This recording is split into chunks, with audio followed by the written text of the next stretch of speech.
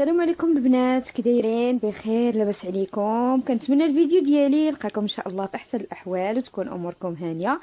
الطلب ديال بزاف البنات، هاد الوصفه درتها اليوم على حسب الطلب ديال بزاف الناس راه كيسمعوا فيا دابا وعارفيني علاش كنهضر وعلى من تنهضر.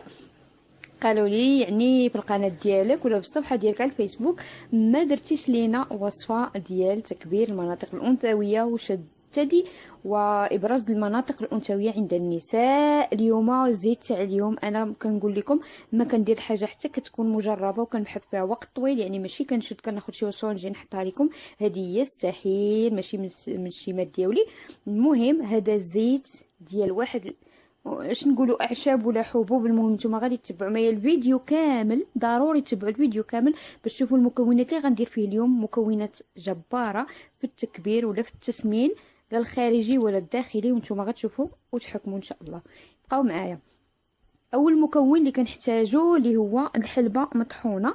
انا طحنتها في الدار، بلا ما تجيبوا داك الحلبه اللي مطحونه بالزنقه، حاولوا طحنوها في الدار ولا خذوا كميه كثيره وطحنوها عند العطار قدام عينيكم، تكون منقيه مصوبه. خصوصا هذيك اللي كتبغيو تاكلوها راه يستحيل تاخذوها مطحونه، لان كيكون فيها التراب، كيكون فيها الحجر، كيكون فيها الله اعلم واش حلبانيت ولا نص ديالها حلبه ونص ديالها شي حاجه اخرى. بالنسبه للمكون الثاني اللي هو مكون جميل جدا وخطير جدا في التسمين اللي هو الكتيره، حب العزيز على ما اظن باللغه العربيه، المهم انا غنبحث عليه مزيان اسمه باللغه العربيه. وديك الساعه نحطو في الوصف. الكتيره راها معروفه، انا شديتها وطحنتها. طحنوها البنات، طحنوها دغيا كتطحن هي، يعني ما عندهاش مشكل، دغيا طحنوها في طحنه ديال العطريه سهله جدا. وعندنا المكون الثالث اللي هو القرفه. كما كتعرفوا البنات القرفه يعني كتهيج الجلد، تتخليه يتنفخ وتخليه يسخن، يعني عنده واحد الدور كبير في هذه الوصفه. يعني الا بغيتو غير لا الشفتين ديالكم يحمروا ويتوردوا ويتنفخوا، ديروا ليهم القرفه او زيت القرفه، يعني هذه معروفه. في هذا المكون في هذه الوصفه ان شاء الله غنزيدوا عليها حتى القرفه، لان القرفه حتى هي كتسمن وحتى هي كتغلظ وحتى هي كتساعدنا على نفخ الجلد الخارجي. يعني لا جربوها في الوجه ديالكم، ديروها مع الموارد، هي كتحرق ولكن مع الزيوت ما تتحرقش. ديروها مع الموارد وتشوفوا الوجه ديالكم كيفاش غادي تنفخ. كنشدوا واحد القنينه زجاجيه قرعه ديال الزاج، تكون كتقفل باحكام، تكون كتسد لينا مزيان، وتنديروا فيها هاد المكونات. عندنا 2 المعالق ديال القرفه صغار و2 المعالق ديال الكتيره حتى هما صغار. وعندنا بالنسبه للحلبه يعني غنديروا 3 معالق صغار.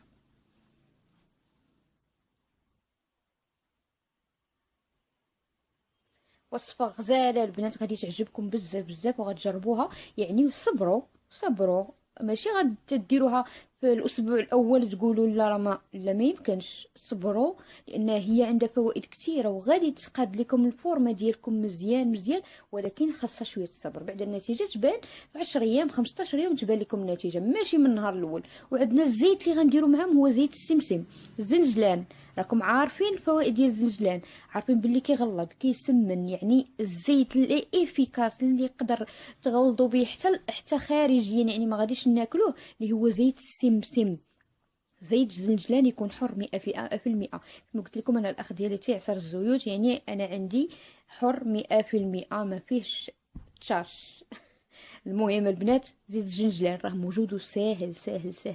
نفرض ما لقيتوهش نهائيا، غتاخدوا زيت عافيه، ياك زيت عافيه، وغادي تشدوا الزنجلان غطحنوه وغادي ديروا ليه باماغي 3 سوايع في زيت عافيه.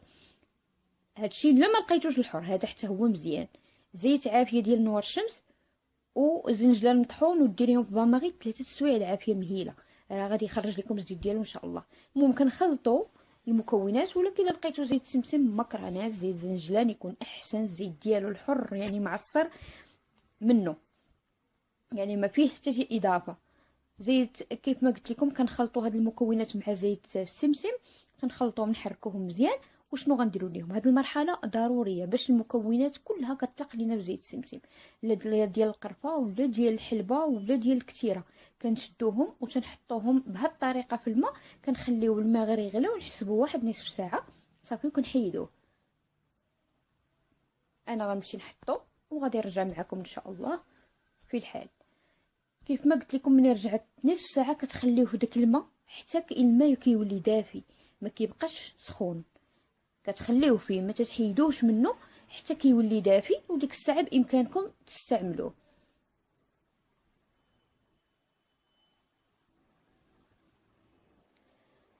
المهم البنات كناخذوا داك القريعه ديالنا، الزيت ديالنا. المهم قلت لكم كيف ما قلت لكم خصو يكون دافي.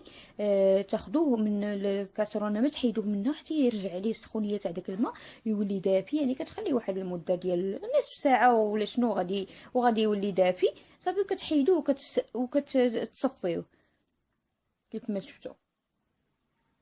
ناخذ واحد القريعه ديال الزاج اللي هي غنحتفظوا بها ان شاء الله بهذا الزيت ديالنا صافي، ونصفيو. شفتوا اللون ديالو كيفاش كيولي، يعني كياخذ ديك المكونات كلها، كياخذ لي فيتامين اللي فيها.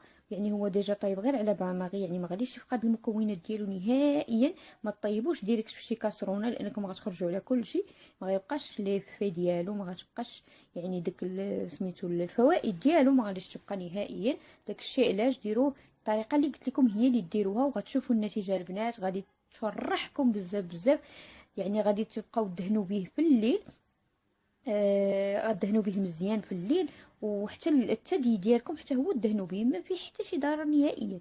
بالعكس غادي يشد لكم الجلد ديال الثدي الا كان مترهل. والناس اللي كيرضعوا، العيالات اللي كيرضعوا داكشي يعني صافي الثدي ديالهم تيخسر ليهم، وداكشي غادي يعاونكم شويه، بعدا غادي تبان واحد النتيجه صافي. المهم حنا دابا صفيتو، هاد الشيء ما بقى فيه فائده، غادي نرميه، ما عندي ما غندير به نهائيا. صافي تصفيوه مزيان مزيان باش ما يضيعش الزيت اللي فيه. وصفه قنبله البنات، جربوها وردوا عليا. انا بغيت نسمع الجواب ديالكم في لي كومونتير ان شاء الله، فرحوني وجربوها لانها وصفه مجربه وفعاله، فعاله جدا جدا. كما قلت لكم غديروه من الليل، غتشدوا المنطقه اللي نتوما بغيتوها تسمان وتغلاض وتشد، يعني ما تبقاش مترهله. كدهنوا مزيان حتى كتماصيو ديك المنطقه، كتسخنوها مزيان، كتماصيو مزيان مزيان مزيان. ودائما كنطلعوا، ما كنهبطوش، كنطلعوا عامرين وكنهبطوا خاويين العود باش ما نهبطوش الجلد ديالنا، باش ما يترهلش وما تكونش فيه تجاعيد.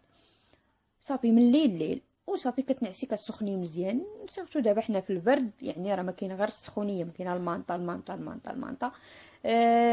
سميتو يعني دائما سخون سخون سخون، تكوني سخونه مزيان مزيان، تكوني لابسه كولون سخون وتقاشر، وتخشي في المانطا ديريكتومون من ديري هاد العمليه.